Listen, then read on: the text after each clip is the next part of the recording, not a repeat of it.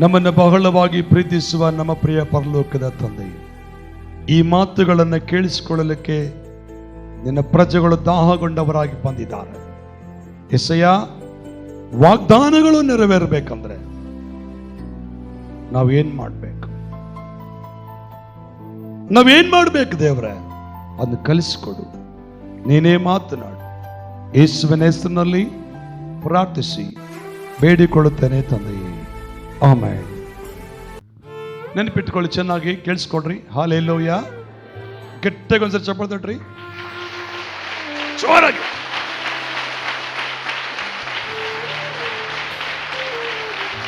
Speed.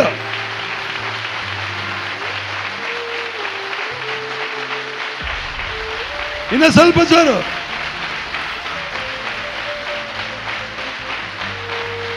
Amen.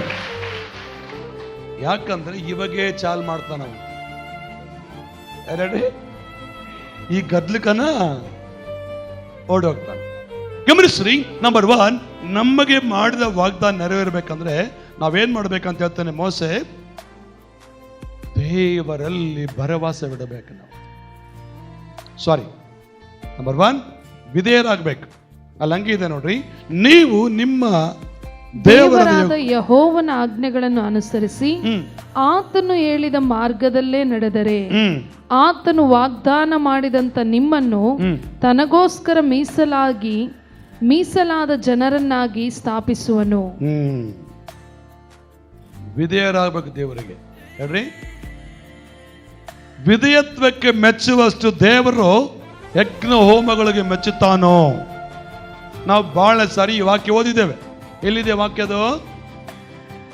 ಸ್ವಾಮಿಯನ್ನ ಬರೆದ ಮೊದಲನೇ ಪುಸ್ತಕ 15ನೇ ಅಧ್ಯಾಯ 22ನೇ ವಚನದಲ್ಲಿ ನಾವು ವಾಕ್ಯ ಕಾಣ್ತದೆ. ನಮಗೆ ಮಾಡಿದ ವಾಗ್ದಾನ ನೆರವೇರ್ಬೇಕಂದ್ರೆ ನಾವು ದೇವರಿಗೆ ವಿಧೇಯರಾಗಬೇಕು. ಏನಾಗ್ಬೇಕಂದ್ರಿ? ವಿಧೇಯತ್ವ ತೋರಿಸ್ಬೇಕು. ವಿಧೇಯತ್ವ ಬಹಳ ಮುಖ್ಯ. ಯಾರು ದೇವರಿಗೆ ವಿಧೇಯರಾಗ್ತಾರೋ, ಯಾರು ದೇವರ ಮಾತಿಗೆ ವಿಧೇಯತ್ವ ತೋರಿಸ್ತಾರೋ ಅವರ ಮೇಲೆ ದೇವರ ಕೃಪೆ ಕೊಡ್ತಾನೆ, ಅವರ ಮೇಲೆ ದೇವರು ದಯೆ ತೋರಿಸ್ತಾನೆ. ಅವರಿಗೆ ಮಾಡಿದ ವಾಗ್ದಾನಗಳನ್ನು ದೇವರು ನೆರವೇರಿಸಲಿಕ್ಕೆ ಆತನು ಶಕ್ತನಾಗಿದ್ದಾನೆ.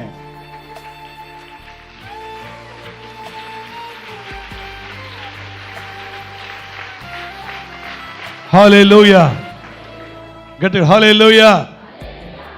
ನಮಗೆ ಮಾಡಿದ ವಾಗ್ದಾನ, ಶಿವಣ್ಣ, ನಮಗೆ ಮಾಡಿದ ವಾಗ್ದಾನ ನೆರವೇರಬೇಕಂದ್ರೆ ನಾವು ಮೊದಲು ಹೇಳಿ, ದೇವರಿಗೆ ನೀವು ನಿಮ್ಮ ದೇವರಾದ ಯೆಹೋವನ ಆಜ್ಞೆಗಳನ್ನು ಅನುಸರಿಸಿ ಆತನು ಹೇಳಿದ ಮಾರ್ಗದಲ್ಲೇ ಅಂದ್ರೆ ವಿಧೇಯತ್ವ ತಾನೆ. ಹಾಲೆಲೂಯಾ. ಜೋರಿಗಳು ಹಾಲೆಲೂಯಾ. ವಿಧೇಯತ್ವ ಬಹಳ ಮುಖ್ಯ.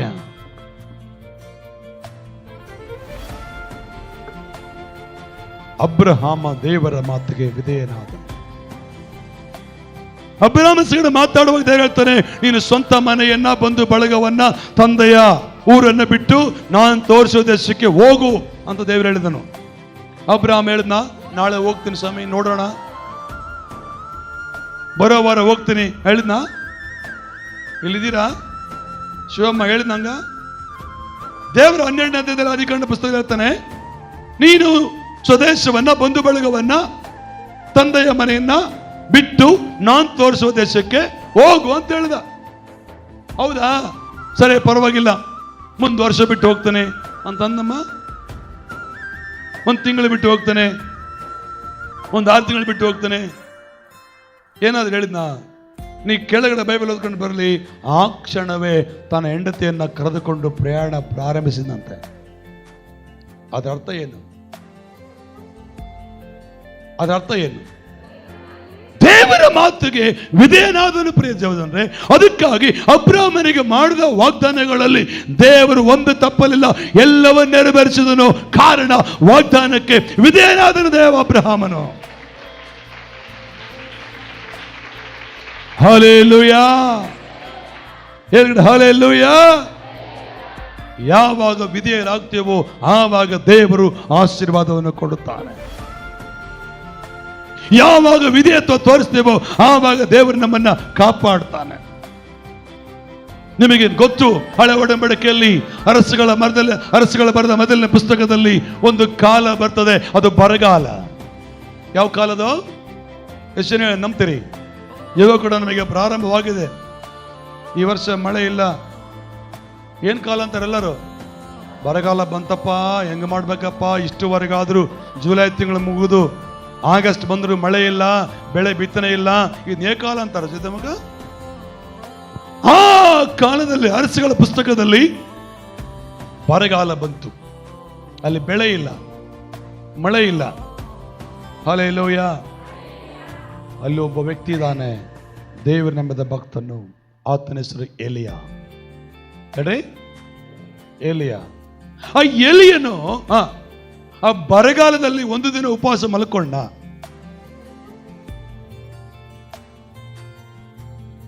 ಏಲಿಯನು ಒಂದು ದಿನ ಆದ್ರೂ ಊಟ ಇಲ್ದಂಗೆ ಮಲ್ಕೊಂಡಮ್ಮ ಮೇಲೆ? ಇಲ್ಲ. ಅವರು ಹೌದು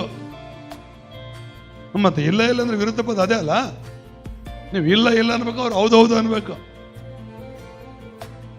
ನೀವು ಮೇಲಿದ್ದರೆ ಮಾತಾಡಬೇಕು. ಏಲಿಯನು ಬರಿಗಾಲದಲ್ಲಿ ಒಂದು ದಿನ ಊಟ ಇಲ್ದಂಗೆ ಮಲ್ಕೊಂಡ, ನಿದ್ರೆ ಮಾಡಿದ್ನ. ಇಲ್ಲ ನಡ್ರಿ, ಹೌದು ನಡ್ರಿ.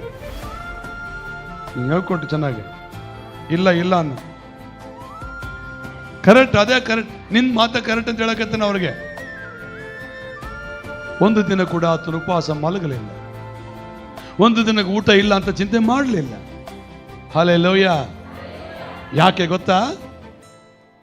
ಗೊತ್ತಾ? ದೇವ್ರ ಹೇಳ್ತಾನೆ ಎಲಿಯನಿಗೆ, ನೀನು ಎದ್ದು ಕೆರೆತ್ ಹಳ್ಳಕ್ಕೆ ಹೋಗು. ಎಲ್ಲಿಗೆ ಹೋಗು? ಕೆರೆತ್ ಹಳ್ಳಕ್ಕೆ ಹೋಗು. ಹೌದೇನು? ನಾನು ಆಮೇಲೆ ಹೋಗ್ತಾನೆ, ಒಂದು ವಾರ ಬಿಟ್ಟು ಹೋಗ್ತಾನೆ, ಒಂದು ತಿಂಗಳು ಬಿಟ್ಟು ಹೋಗ್ತಾನೆ. ಏನಾದರೂ ಮಾತಾಡ್ದ ಎಲಿಯಲ್ಲಿ? ಹಲೋ, ಮಾತಾಡಿದ್ನ ತೈತ ಬೈಬಲಲ್ಲಿ? ಏನು ಮಾತಾಡಲಿಲ್ಲ. ದೇವ್ರು ಹೇಳಿದ ಪ್ರಕಾರ ಆ ಕೆರೆ ತಳ್ಳಕ್ಕೆ ಹೋದ. ಅಲ್ಲಿ ಹೋದು ನನಗೆ ಏನು ಕೊಡ್ತಾರೆ? ಅಲ್ಲಿ ಹೋದ್ರೆ ಯಾರದಾರಲ್ಲಿ? ಅಲ್ಲಿ ಎಷ್ಟು ಮನೆ ಇದಾವೆ, ಎಷ್ಟು ಜನ ಇದ್ದಾರೆ? ಅದನ್ನೇನಾದ್ರೂ ಪ್ರಶ್ನೆ ಮಾಡಿದ್ನಾ? ಜೋರಾಗಿ ಹಲ್ಲೆಲೂಯ. ನೀನು ಕೆರೆ ತಳಕ್ ಹೋಗಂತ ಹೇಳ್ತಿಲ್ಲ. ಅಲ್ಲಿ ನಮ್ಮ ಅಪ್ಪನ ಮನೆ ಇದೆಯಾ, ನಮ್ಮ ಮಾವನ ಮನೆ ಇದೆಯಾ, ನಮ್ಮ ಅತ್ತೆ ಮನೆ ಇದೆಯಾ, ನಮ್ಮ ಅಕ್ಕ ಮನೆ ಇದೆಯಾ, ನಮ್ಮ ಸ್ನೇಹಿತರ ಮನೆ ಇದೆಯಾ? ಅದು ಏನು ಕೇಳಿಲ್ಲ, ಹೋಗಂತ ಹೇಳಿದನಂತೇಳಿ ಎತ್ತು ಕೆರೆ ಹಳ್ಳಕ್ಕೆ ಹೋದ. ಹಲೋ ಹೇಳಿ ಗಟ್ಟಿಯಾಗಿ. ಎಲ್ಲಿಗೆ ಹೋದನು? ಟೈಮ್ ಸರಿ ಊಟ ಬರ್ತಿತ್ತು, ಟೈಮ್ ಸರಿ ಊಟ ಮಾಡ್ತಿದ್ದ, ಟೈಮ್ ಸರಿ ನೀರು ಕುಡಿತಿದ್ದ, ಟೈಮ್ ಸರಿ ಮಲಗ್ತಾ ಇದ್ದ. ಊರಲ್ಲಿ ಏನಿದೆ? ಏನಿಲ್ಲ. ಅಲ್ಲಿ ಊಟ ಇಲ್ಲ, ಬೆಳೆ ಇಲ್ಲ, ಏನು ಸಿಗ್ತಾ ಇಲ್ಲ. ಇವನಿಗೆ ಮಾತ್ರ ಎಂತ ಊಟ ಸಿಗ್ತದೆ? ಜೊತೆಗೇಳಿ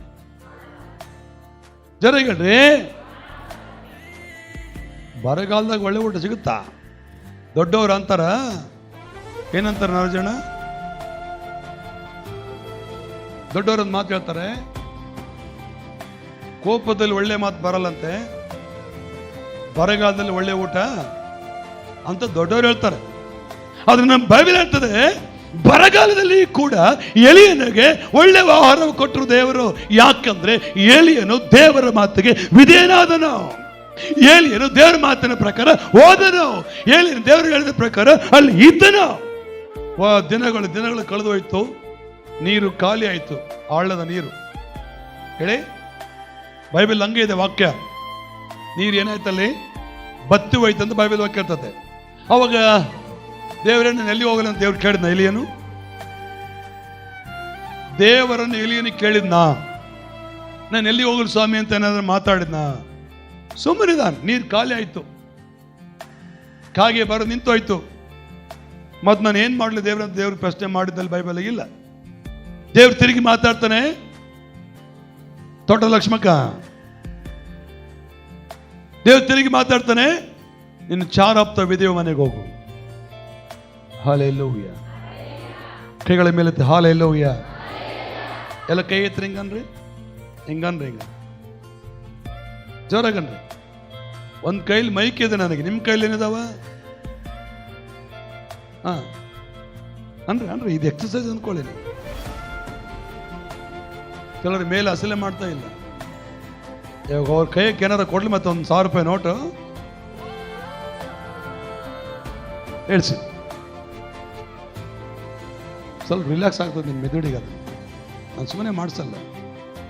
ಅಲ್ಲಿ ಎಲಿಯನು ಚಾರಪ್ತ ವಿಧವೆ ಮನೆಗೆ ಹೋದಾಗ ಅವ್ರ ಮನೆ ಪರಿಸ್ಥಿತಿ ಹೆಂಗಿದೆ? ಆ ಚಾರಪ್ತ ವಿಧವೆ ಮನೆ ಪರಿಸ್ಥಿತಿ ಚೆನ್ನಾಗಿದೆಯಾ? ಎಂತ ಪರಿಸ್ಥಿತಿ ಅದು? 1 ತಿಂಗಳು ಜೀವನ ಮಾಡೋಷ್ಟು ರೇಷನ್ ಅವ್ರ ಮನೆಗಿದೆಯಾ? ಅಮ್ಮ, ಎಷ್ಟಿದೆ ಅವ್ರ ಮನೆಗೆ ರೇಷನ್?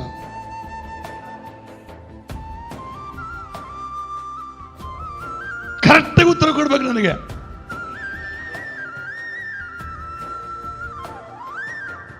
ಒಂದು ವಾರಕ್ಕಾಗಷ್ಟು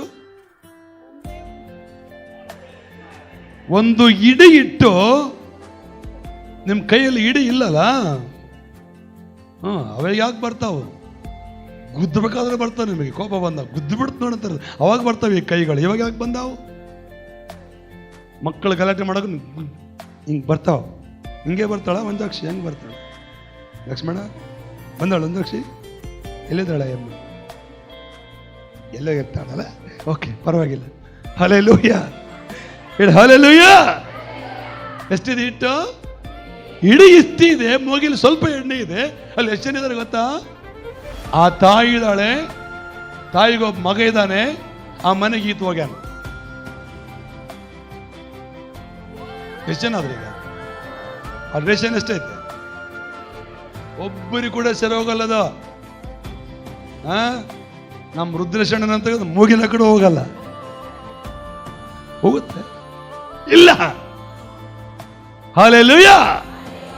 ಆದರೆ ಎಲಿಯನು ದೇವರು ಹೇಳಿದನ, ದೇವರ ಮಾತನ್ನು ಕೇಳಿ ದೇವರ ವಿಧೇಯನಾಗಿ ಆ ಮನೆಗೆ ಹೋದನು. ಆ ಮನೆ ಕೊರತೆ ನೀಗಿತು, ಈತನ ಹೊಟ್ಟೆ ತುಂಬಿತು, ಸಮೃದ್ಧಿ ಆಶೀರ್ವಾದ ಬಂತು. ಪ್ರಿಯ ದೇವರ ಮಕ್ಕಳೇ, ಹಲ್ಲೆಲೂಯಾ. ವಾಗ್ದಾನ ನೆರವೇರಬೇಕಂದ್ರೆ ನೀನೇನಾಗಬೇಕು ದೇವರಿಗೆ? 100 ಪ್ರಸಂಗ, 100 ಅಧಿಕ ಪ್ರಸಂಗ ಮಾಡಕ್ ಹೋಗ್ಬೇಡ. ಅದು ಹೇಳೋಣ, ಅದು ಯಾಕಾಗಲಿಲ್ಲ, ಇದು ಹೇಳೋಣ, ಇದು ಯಾಕೆ, ಈ ತಲೆ ತುಂಬಿ ಕೆಲಸ ಮಾಡಬೇಡ್ರಿ ನೀವು. ದೇವ್ರು ಹೇಳೋಣ ಮಾಡ್ತಾನೆ. ಹೇಳ್ರಿ, ಹೇಳೋಣ ಮಾಡ್ತಾನೆ. ಇದೇ ಇರ್ಬೇಕು, ಇದೇನಾಗ್ಬೇಕಷ್ಟೇ. ಹಲ್ಲೆಲೂಯಾ. ನಿಜವಾಗ್ಲೂ ಪ್ರಿಯ ಜನರು, ಯಾರು ದೇವರ ಮಾತಿಗೆ ವಿಧೇಯರಾಗ್ತಾರೋ ಅವರ ವಾಗ್ದಾನಗಳನ್ನು ದೇವರು ನೆರವೇರಿಸ್ತಾನೆ. ಆಮೆನ್. ನಂಬರ್ 2, ಅರ್ಥ ಆಯ್ತಾ ನಮ್ಮ ಕನ್ನಡ ನಿನಗೆ? ಅಬ್ರಾಮನು ದೇವರು ವಿಧೇಯನಾದನೋ ಆತನ ವಾಗ್ದಾನ ನೆರವೇರಿತು. ಮಕ್ಕಳನ್ನು ಕೊಡುತ್ತ ಅಂತ ಹೇಳಿದ್ರು ದೇವರು. 99 ವರ್ಷ ಅಲ್ಲ, 100 ವರ್ಷ ದಾಟಿದ್ರು ಕೂಡ ದೇವರು ಕೊಡ್ಲಿಕ್ಕೆ ಶಕ್ತನು. ಏಲಿಯನಿಗೆ ದೇವರು ವಾಗ್ದಾನ ಮಾಡಿದ್ರು, ನಾನು ನಿನ್ನನ್ನು ಪೋಷಿಸ್ತೇನೆ, ನೀನು ಸಾಕಿ ಸಲುತ್ತೇನೆ. ದೇವರು ವಾಗ್ದಾನ ಮಾಡಿದ ಏಲಿಯನಿಗೆ. ಅದಕ್ಕಾಗಿ ಕೆರೆ ತಳ್ಳಕ್ಕೆ ಹೋದ್ರು, ಅಲ್ಲಿ ಅವನ ಕೈ ಬಿಡಲಿಲ್ಲ. ಆಮೇಲೆ ಚಾರಪ್ತ ವಿಧವನಿಗೆ ಬಂದ್ರು, ಅಲ್ಲಿ ಕೈ ಬಿಡಲಿಲ್ಲ. ಲಾಸ್ಟ್ಗೆ ಈ ಜೀವನ 19ನೇ ಅಧ್ಯಾಯದಲ್ಲಿ ಬಂದು ನೋಡಿದ್ರೆ, ಅರಸಗಳ ಪುಸ್ತಕದಲ್ಲಿ, ನನಗೆ ಸಾಕಪ್ಪ, ನಾನು ಸತ್ತೋಗ್ಬೇಕು ಅನ್ಕೊಂಡ. ಅಲ್ಲಿ ಕೂಡ ದೇವ್ರು ಏನು ಕೊಟ್ಟ ಅವನಿಗೆ? ಸತ್ತೋಗ್ಬೇಕಂದವ್ರಿಗೆ ಏನ್ ಬೇಕು, ಏನ್ ಕೊಡ್ತಾರ ಅವಾಗ ಅವ್ರಿಗೆ? ಬಾಯ್ ತೆಗಿ. ನೀನ ನೀರು ಹಾಕಿ ಸ್ವಲ್ಪ, ನಿನ್ನ ಮೇಲೆ ಜೀವಿತ ಹಾಕಿ ಸ್ವಲ್ಪ ನೀರು ಅಂತಾರೆ ನೋಡಿ. ಯಾರನ್ನ ಸತ್ತೋಗ್ಬೇಕಾದ್ರೆ. ಇಲ್ಲಿ ಎಲಿ ಹೇಳ್ತಾನೆ, ಸಾಕಾಯ್ತು ಪ್ರಭು, ನಾನು ಸತ್ತೋಗ್ತೇನೆ ಅಂತಾನೆ. ದೇವ್ರೇನು ಕೊಟ್ಟ ಅವನ ಕೈಯಲ್ಲಿ? ಅವನಿಗೆ ಬೈಬಲ್ ವಾಕ್ಯ 19 ತೆಗಿರಿ ನೀವು. ಯೆಹೋವನಿಗೆ ಸಾಕಾಯ್ತು, ನನ್ನ ಪ್ರಾಣವನ್ನು ತೆಗೆದು ಬಿಡು, ನಾನು ನನ್ನ ಪೃಥ್ವಿಗಳಿಂದ ಒಳ್ಳೆಯವನಲ್ಲ. ಗಿಡದ ಕೆಳಗೆ ಮಲಿಕೊಂಡು ನಿದ್ರೆ ಮಾಡಿದನು. ಪಕ್ಕನೆ ಒಬ್ಬ ದೇವದೂತನು ಪಕ್ಕನೆ ಒಬ್ಬ ದೇವದೂತನು ಅವನ ಪಕ್ಕೆ ತಟ್ಟಿ ಎಬ್ಬಿಸ್ತಾ ಇದ್ದಾನೆ. ಎದ್ದೇಳಪ್ಪ, ಊಟ ಮಾಡು, ಎದ್ದೇಳಪ್ಪ, ಊಟ ಮಾಡು. ಹಲ್ಲೆಲೂಯಾ. ಇನ್ನು ಜೋರಾಗಿ ಹಲ್ಲೆಲೂಯಾ. ಏಲಿಯನಿಗೆ ವಾಗ್ದಾನ ಮಾಡಿದ್ದ ಏನಂತ? ನಾನು ನಿನ್ನನ್ನು ಪೋಷಿಸಿ ಸಲಹುತ್ತೇನೆ, ನಾನು ನಿನಗೆ ಒಂದು ಕೊರತೆ ಬರದಂಗೆ ನೋಡಿಕೊಳ್ಳುತ್ತೇನೆ. ಬರಗಾಲ ಇರಲಿ, ಏನೇ ಇರಲಿ ನೀನು ನೋಡಿಕೊಳ್ತೀನಿ ಎಂಬುದಾಗಿ ದೇವರು ಹೇಳಿದ ಮಾತಿಗೋಸ್ಕರವಾಗಿ ದೇವದೂತನ ಬಂದು ಊಟ ಮಾಡಿಸಿ ಆತನು ಮುಟ್ಟಬೇಕಾದ ಸ್ಥಳಕ್ಕೆ ತಲುಪಿಸಿದನು. ದೇವಗಿರಿ ಅನ್ನುವಂಥ ಪಟ್ಟಣಕ್ಕೆ, ಆ ಗಿರಿ ನಗರಕ್ಕೆ ಹೋಗಿ ಸೇರಿದಂತ ಬೈಬಲ್ ವಾಕ್ಯ ಹೇಳ್ತದೆ. ಆಮೇನ್. ಹೇಳಿ, ನಮಗೆ ವಾಗ್ದಾನ ನೆರವೇರಬೇಕಾ? ನಮಗೇನಿರ್ಬೇಕು?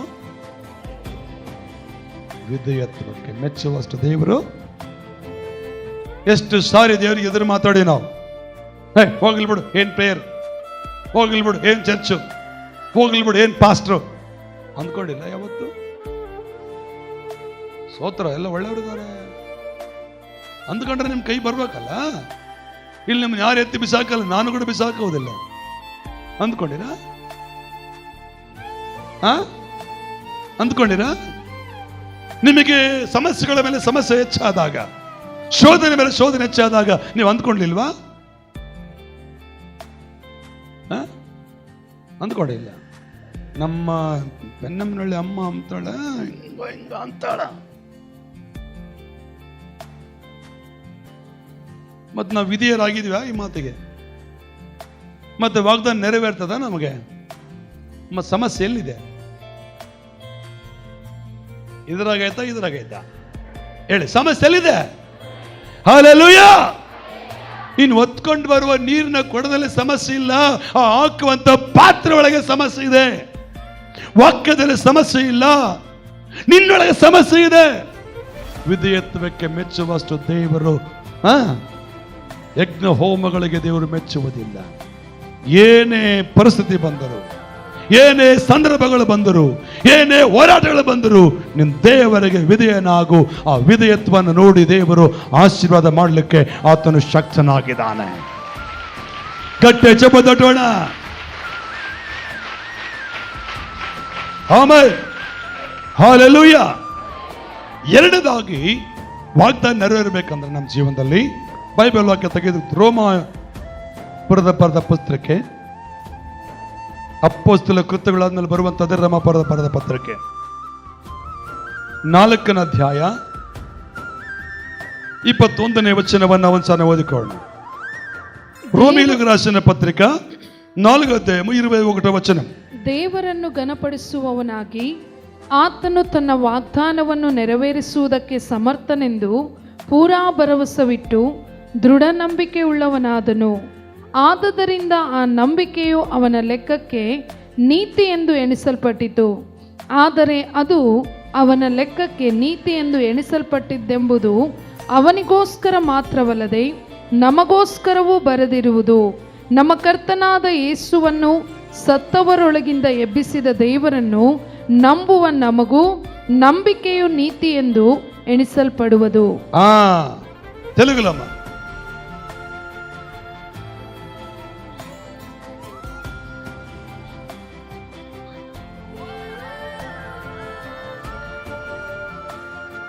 ಓಕೆ, ಇರಬೇಕಾಗಿದೆ. ಆಮೇಲೆ ಪಾಸ್ಟರ್ ಹತ್ರ ಮಾತಾಡೋಣ. ಬೈಬಲ್ ಕೇಳ್ತದೆ, ಎರಡನೇದಾಗಿ ನಮಗೆ ಮಾಡಿದ ವಾಗ್ದಾನಗಳು ನೆರವೇರಬೇಕಂದ್ರೆ ನಾವೇನ್ ಮಾಡ್ಬೇಕಂದ್ರೆ ದೇವರ ಮೇಲೆ ಭರವಸೆ ಇಡಬೇಕು. ಏನ್ ಮಾಡ್ಬೇಕಾ? ಸರಿಗಳೇ, ಇನ್ನೊಂದ್ಸರಿ ವಾಕ್ಯ ಓದೋಣವಾ? ದೇವರನ್ನು ಘನಪಡಿಸುವನಾಗಿ ಆತನು ತನ್ನ ವಾಗ್ದಾನ ನೆರವೇರಿಸುವುದಕ್ಕೆ ಪೂರಾ ಭರವಸೆ ಬಿಟ್ಟು ದೃಢ ಪೂರಾ ಭರವಸೆ. ಎಂತ ಭರವಸೆ? ಭರವಸೆ. ದೇವರ ಮೇಲೆ ಭರವಸೆ ಇಡಬೇಕು, ದೇವರ ಮೇಲೆ ಭರವಸೆ ಹಾಕಬೇಕು. ಹಲ್ಲೆಲೂಯಾ. ನಮಗೆ ಮಾಡಿದ ವಾಗ್ದಾನ ನೆರವೇರ ಸುಮ್ಮನೆ ನೆರವೇರಂಗಿಲ್ಲಮ್ಮ. ಸುಮ್ಮನೆ ನೆರವೇರಕ್ಕೆ ಸಾಧ್ಯವಿಲ್ಲ. ಎರಡನೇದಾಗಿ ನಾವು ಮಾಡಬೇಕಾದ ಕೆಲಸ ದೇವರ ಮೇಲೆ ಭರವಸೆ ಇಡಬೇಕು. ಅಲ್ಲಿ ಅಬ್ರಹಾಮನಿಗೆ ಹೇಳ್ತಾನೆ ಕರ್ತನ ವಾಕ್ಯ. ಅಪೊಸ್ತಲ ಪೌಲನು ಮಾತಾಡ್ತಾನೆ, ದೇವರನ್ನು ಘನಪಡಿಸುವನಾಗಿ ಆತನು ತನ್ನ ವಾಗ್ದಾನವನ್ನು ನೆರವೇರಿಸುವುದಕ್ಕೆ ಸಮರ್ಥನೆಂದು ಪೂರಾ ಭರವಸೆ ಬಿಟ್ಟನು. ತೆಲುಗುಲೇ ಮುಂದೆ ಮಾಟಮ್ಮ.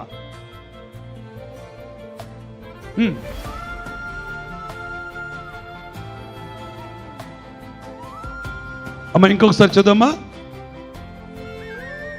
దేవుని మహిమపరిచి ఆయన వాగ్దానము చేసిన దానిని నెరవేర్చుడు సామర్థ్యుడని రూఢిగా విశ్వసించి,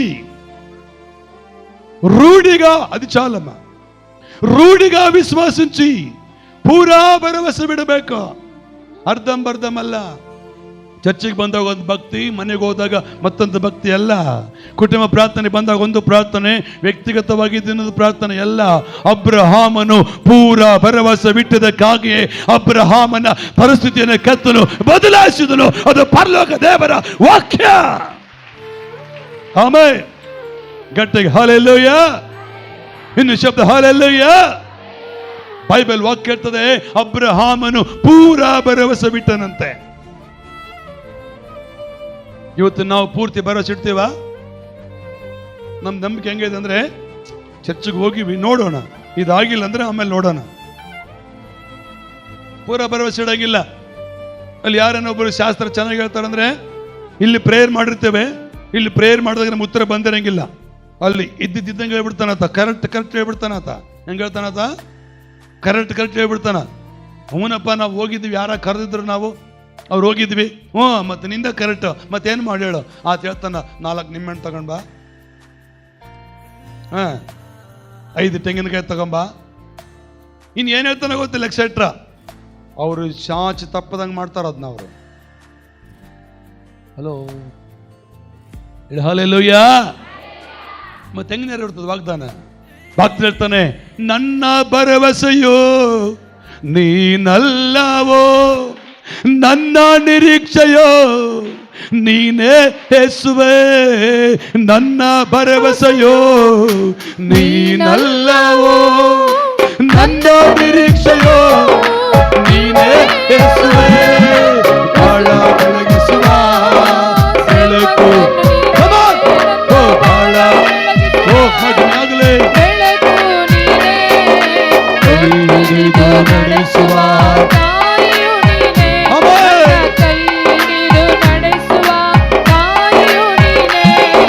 ನಿಲ್ಲದೆ ಬಾಳಿಲ್ಲ.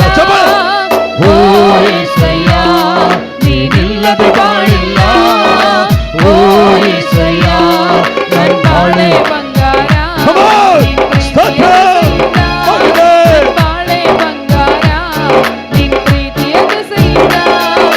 ನನ್ನ ಭರವಸೆಯೋ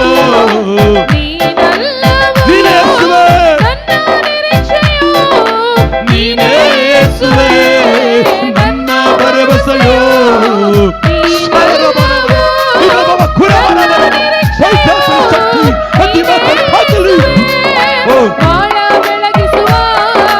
ಬೆಳಕು ನೀನೇ,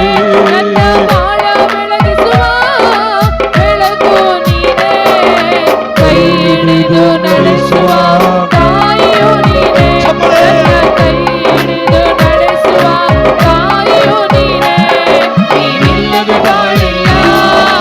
ಓ యేసయ్య, ನೀನಿಲ್ಲದೆ ಬಾಳಿಲ್ಲ.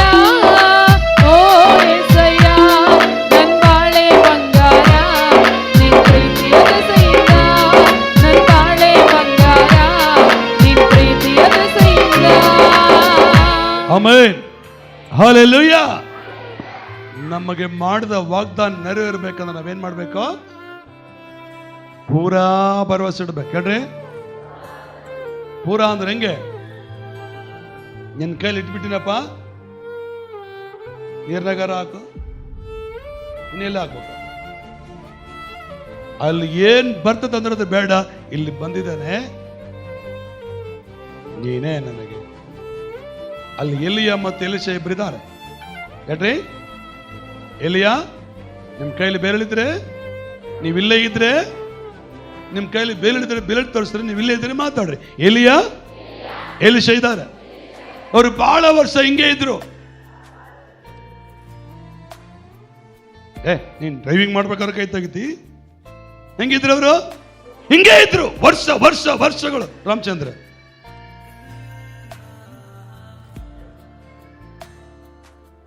ಹೆಂಗಿದ್ರು ಅವರು? ಹೀಗೆ ಇದ್ರು. ಒಂದು ದಿನ ಬಂತು, ಒಂದು ಸಮಯ ಬಂತು. ಅದೇನ್ ಸಮಯ ಅಂದ್ರೆ, ಏಲಿಯ ಮತ್ತು ಎಲಿಷಾ ಬೇರ್ಪಡುವ ಸಮಯ ಬಂತು, ಬೇರೆ ಬೇರೆ ಆಗುವ ಸಮಯ ಬಂತು.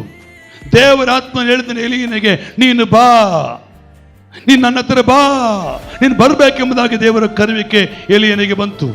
ಅವಾಗ ಎಲಿಯನ್ನು ಎಲಿಸನನ್ನು ಬಿಟ್ಟು ಹೋಗುವ ಕಾಲ ಬಂದಾಗ ಎಲಿಸನು ಏನ್ ಮಾಡ್ತಾ ಇದ್ದ? ಎಲಿಯನ್ನು ಹಿಂಬಾಲಿಸ್ಕೊಂಡು ಬಂದನು. ಗಿಲ್ಗಾಲ್ ದಾಟದ, ಯೋರ್ದಾನ್ ದಾಟದ, ಎರ್ಕೋ ದಾಟಿದ, ಎಲ್ಲ ದಾಟಿದಾಗ ಯೆಹೋವನಾಣೆ, ನಿನ್ನಾಣೆ, ನೀನ್ ಬಿಟ್ಟು ಹೋಗಲ್ಲ. ಆ ಭರವಸೆ ಯಾರ ಮೇಲೆ ಇತ್ತು? ಎಲಿಷನಿಗೆ. ಜೊರೆಗಳಿ, ಎಲಿಷನಿಗೆ ಯಾರ ಮೇಲೆ ಭರವಸೆ ಬಿತ್ತೋ? ಎಲ್ಲರೂ ಹೇಳ್ತಾರೆ ನಿಮ್ಮ ಗುರು ಇವತ್ತು ಬಿಟ್ಟು ಹೋಗ್ತಾ, ನಿಮ್ಗೆ ಗೊತ್ತಾ? ಹೌದೇನು? ಸರಿ, ನನಗೇನ್ ಮಾಡ್ಲಿ ಅಂತ ಕೇಳಿದ ಅವ್ರಿಗೆ. ಅವರು ಕೇಳಿದ ಅವ್ರನ್ನ, ಯಾರು? ನನಗೆ ಗೊತ್ತುಂಟು, ಸುಮ್ಮಗಿರೆ ಅಂದ್ರೆ ಎಲಿಷನ ಭರವಸೆ ಎಲ್ಲ ಎಲಿಯನ ಕಡೆಗಿದೆ.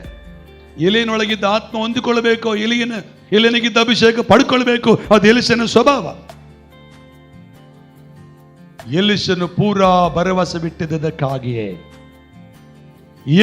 ಎಲಿಷನು ಬೇರ್ಪಡುವ ಸಮಯದಲ್ಲಿ ಎಲಿಯ ಒಂದು ಮಾತು ಹೇಳ್ತಾನೆ, ನೀನು ದುರ್ಬಲವಾದದ್ದನ್ನು ಕೇಳ್ತಾ ಇದೀಯಾ, ಆದರೆ ನಾನು ನಿನ್ನ ಮೇಲೆ ಹೋಗಲ್ಪಡುವಾಗ, ಎತ್ತಲ್ಪಡುವಾಗ ನನ್ನನ್ನು ಗಮನಿಸುವುದಾದರೆ ಅದು ಹೊಂದಿಕೊಳ್ತಿ ಎಂಬುದಾಗಿ. ಆಗ ಬಿರುಗಾಳಿ ಬಂತು, ಅವರಿಬ್ಬರನ್ನು ಬೇರ್ಪಡಿಸಿತು. ಆಕಾಶಕ್ಕೆ ಎಲಿಯನು ಆರೋಹಣನಾದನು. ಅವಾಗ ಬಟ್ಟೆ ಹರಿಕೊಂಡು ದೇವರೇ ಎಂಬುದಾಗಿ ಎದೆ ಪಡೆದುಕೊಳ್ಳುತ್ತಾ ಪ್ರಾರ್ಥನೆ ಮಾಡ್ತಾ ಇದ್ದನು ಎಲಿಷನು. ಮೇಲಿಂದ ಒಂದು ಕೆಳಗೆ ಬಂತು. ಏನ್ ಕೆಳಗೆ ಬಂತು? ಕಂಬಳಿ. ಹಾಲೆಲೂಯಾ ಹೇಳಿ, ಹಾಲೆಲೂಯಾ. ಏನ್ ಬಂತು? ಮೇಲಿಂದ ಕಂಬಳಿ ಬಂತು. ಆ ಕಂಬಳಿ ಎತ್ಕೊಂಡು ಯೋರ್ದಾನ್ ನದಿ ಹತ್ರ ಹೋಗಿ ಅದನ್ನು ತಾಕುವಾಗ, ಆ ಕಂಬಳಿಯಿಂದ ಅದನ್ನು ಒಡೆಯುವಾಗ 2 ಭಾಗವಾಯಿತು. ಕಾರಣ ಎಲಿಷನು ಎಲಿಯನ ಮೇಲೆ ಪೂರಾ ಭರವಸೆ ಬಿಟ್ಟಿದ್ದಕ್ಕಾಗಿಯೇ ಆತ್ಮ ಹೊಂದಿಕೊಂಡನು. ಹಾಲೆಲೂಯಾ. ಮೇಲ್ಗಡೆ ಶಬ್ದ ಬರ್ತಿಲ್ಲ. ಹಾಲೆಲೂಯಾ. ನೆಕ್ಸ್ಟ್ ಮೇಲೆ ಮಾತ್ರ ಇನ್ನೊಂದ್ಸರಿ ದೇವ್ರ ವಾಕ್ಯ ಹೇಳ್ತದೆ, ನೀನ್ ಮಾಡಿದ ವಾಗ್ದಾನ ನೆರವೇರಬೇಕಂದ್ರೆ ನೀನು ಪೂರಾ ಭರವಸೆ ಬಿಡಬೇಕು. ಏನ್ ಮಾಡ್ಬೇಕಾ? ಪೂರಾ ಭರವಸೆ ಇಡು. ನೀನ್ ಕೈ ಬಿಡುವ ದೇವರಲ್ಲ.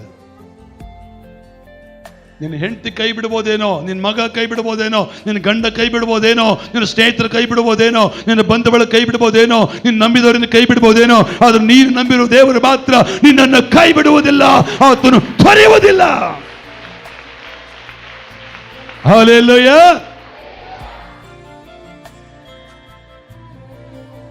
ಕರ್ತನಿಗೆ ಸ್ತೋತ್ರವಾಗಲಿ. ಎರಡನೇದಾಗಿ ನಮಗೆ ಮಾಡಿದ ವಾಗ್ದಾನ ನೆರವೇರಬೇಕಂದ್ರೆ ನಾವು ಪೂರಾ ಭರವಸೆ ಇಡಬೇಕು. ನಂಬರ್ 3, ಮೂರನೇದಾಗಿ ನಾವು ಮುಂದುವರಿಯೋಣ. ಕರ್ತನಲ್ಲಿ ಪ್ರಿಯ ಜನರೇ, ದೇವರ ವಾಕ್ಯ ಇರ್ತದೆ.